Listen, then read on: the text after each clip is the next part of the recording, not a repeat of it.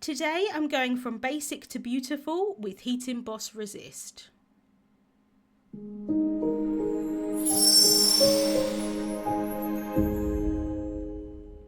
Hello there, Michelle Short here with Terrific Tags with Michelle.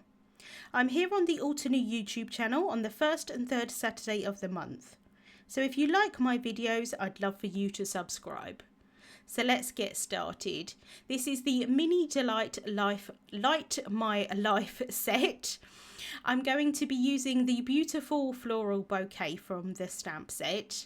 I'm going to stamp it down onto some Lagoon solid cardstock.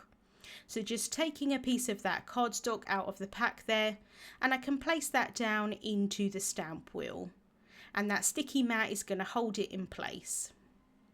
I can then take the bouquet from the stamp set here and I can just place that down onto the panel of cardstock. Initially I thought I would stamp it in the middle and then realised that I would need a little bit of excess cardstock to stamp my sentiment on, so I'm just bringing that a little bit lower on that cardstock.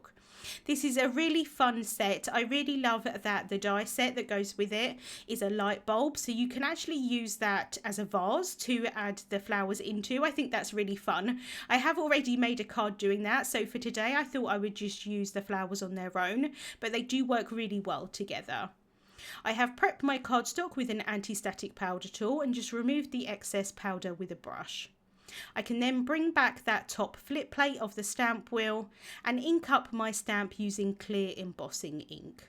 So this is a clear sticky ink so that when I add my embossing powder on top, it's going to stick to it. So just inking up that image really well. I can flip over that top flip plate, pop that in place on the stamp wheel base, and then I can press down on the stamp. And I didn't realise at the time, but I didn't get enough ink in the centre of the flowers. So just pressing down here and then realised at this point I didn't quite get a great impression. So just adding a little bit more of that embossing ink in the centre of the image. I can then press that down, and that's the great thing with the stamp wheel. It's all going to be in exactly the same place and I don't need to worry that it's going to shift or anything like that. I can then apply some pure white crisp embossing powder. I do like to apply it a couple of times and tap off the excess. I can then heat set the image using a heat tool. So I just like to kind of go over it from the front to start with and then also the back as well. I think that helps to prevent warping of the cardstock. I can then just go over the image. Once that powder has melted, I'm going to move the heat tool so that I don't accidentally overheat that powder. I'm then going to make sure that that panel is cool before I can go in with a cloth just to remove the excess anti-static powder. I can then cut this panel down into a smaller rectangle. So it's a finished size of 3 inches by 4¼ inches. I can then place that on my well-loved sticky mat and bring in my inks. So I'm using the Seashore Fresh Dye Ink collection today. This is the same colour family as the Lagoon cardstock. So I'm starting off with a very light shade. This is the Volcano Lake, and I'm bringing in a small blending tool here and just kind of filling up that blending tool with the ink. I do like to tap off the excess ink. I do find that I get a smoother blend that way. And this colour is really very light compared to the cardstock, but I wanted a transition colour between the colour of the cardstock and also the darker inks that I add on top, so I get a really nice smooth blend that way. So I'm just going around the outside edges and leaving the inside of the cardstock light. I can then bring in Lagoon, and this is the same shade as the cardstock itself, but because I'm adding colour on top of colour, it is going to be slightly darker than the colour of the cardstock. But again, it is fairly light at this point. You can't really see a huge amount of definition around the outside edges, but as I carry on with the inks, it does get darker and darker. But I like to build up in layers just to try and get that smooth blend. But like I say, I am leaving a highlight in the centre of that panel. I can then go in with Emerald and really add some more darkness to those edges. And at this point you can start seeing it a little bit more. So this heat emboss resist is definitely one of my go-to techniques, especially if I'm feeling like my mojo is a little bit lost. It's quite an easy technique to do, and I always find that it turns out beautifully. I'm now going in with jet black fresh dye ink, and I'm using a micro blending brush here, and I'm just adding that to the very edges of this panel, and this is going to really add that darkness and a little bit kind of drama, I suppose, to this panel. I'm just adding it to the very outside edges, and then I'm going in with the small blending brush to kind of blend that out a little bit. So there's no extra ink on that blending brush, the small blending brush, but it is just blending the black into it, so it's not going to look like it's black around the outside edges, but it is just going to darken them up quite a lot more than it would do if I just kept those seashore inks. So I'm just doing this in sections because I wasn't sure how good of a blend I would get if I went around the whole outside edge and then went in with the blending tool afterwards. So I really love how it's looking at this point, but I am just going to go in with another layer of that emerald ink just to make sure that it's quite a lot darker around those edges. So I'd love to hear what your go-to technique is. Like I say, this is definitely one of my favourites. I'm then going in with a dry cloth just to remove any excess ink that's on that embossing powder, and it does come off really nicely. I can then take the metallic watercolor pan set, and I'm going to use the sterling silver from this set. It isn't actually, I would say, a silver colour, it's more of an iridescence. It is really very pretty. I'm adding some water into that pan, and then I can mix that with a size 4 round watercolour brush. So just mixing that together, and then I can load up my brush, place that over my image. I've got that in a splat box here just to cover my craft area a little bit so I don't get splatters everywhere. And then I can splatter that onto the panel. I am focusing most of the splatters around the outside edges because that's where you'll get the most impact from them. But it does give a really nice shine once it's dried. So I'm going to set that aside while I work on my sentiment. I have stamped and heat embossed a sentiment from the Light My World set onto that same Lagoon cardstock. I'm then taking one of the sentiment dies from the Terrific Tags die set, and I'm just going to cut that into a strip to start with.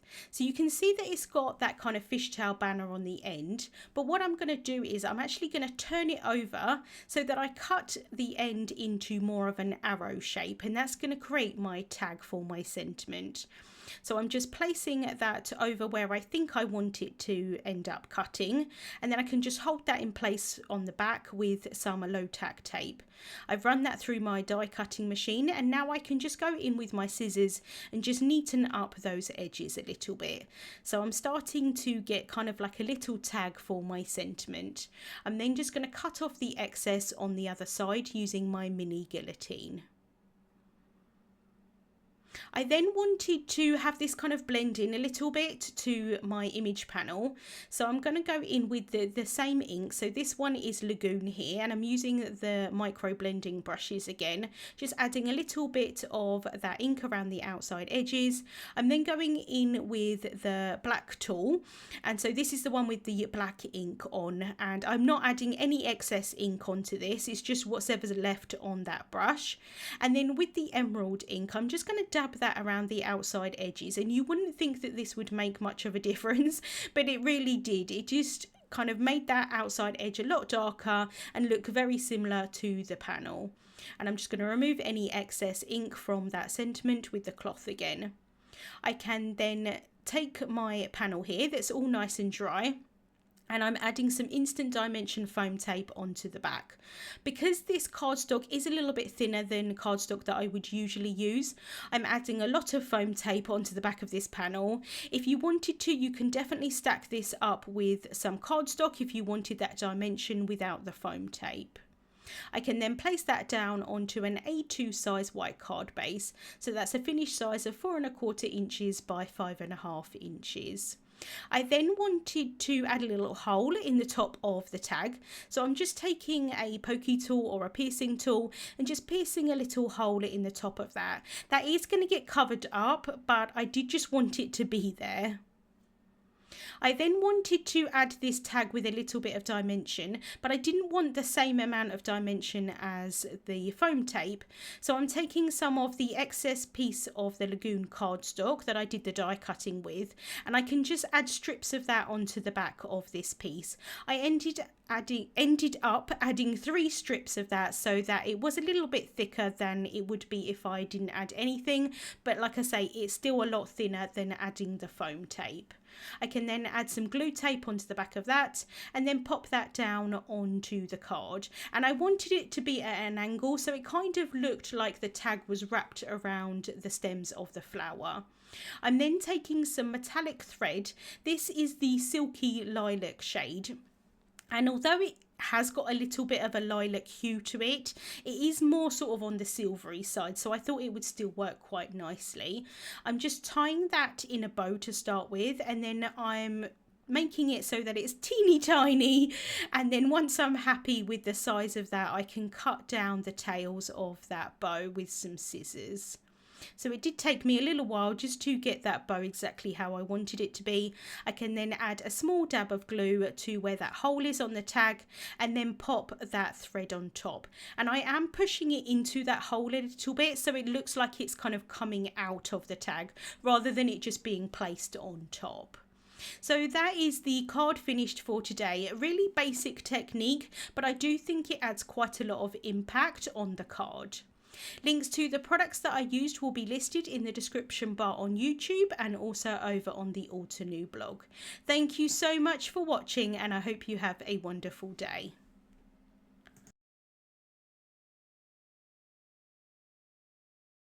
Hey there, Lydia here. I really do hope that you've just enjoyed the video. If so, please subscribe to the Altenew YouTube channel. Also, turn on the notification bell so you can get your daily dose of crafty techniques and tutorials just like this. Thank you so much for watching. Bye-bye.